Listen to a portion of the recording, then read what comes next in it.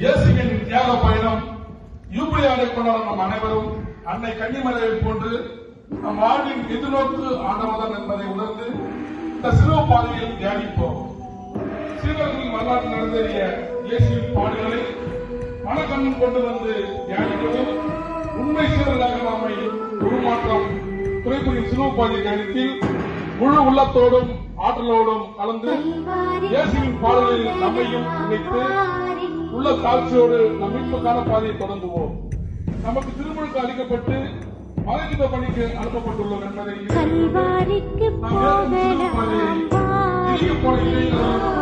செய்யும் இறைமகன் இயேசுவின் பாதையை நினைவில் ஆண்டவர் இயேசுவின் அவருடைய பாவங்களுக்காக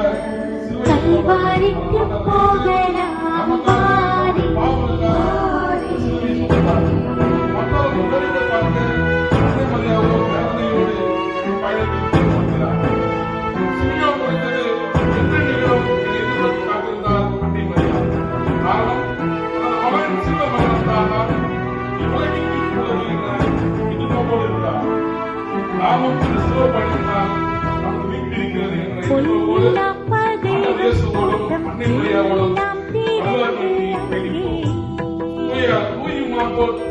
போல நாம் இயேசுவை அடைய அவரே இனிமையான உறுதியான வழியை நாம் கற்றுக் கொள்வோம். அன்றும் இன்றும் என்றும் நம் எதிர்நோக்கி உறுதியாக அன்னை மரியா நம் அனைவரும் புது விடியல் தருவாராக.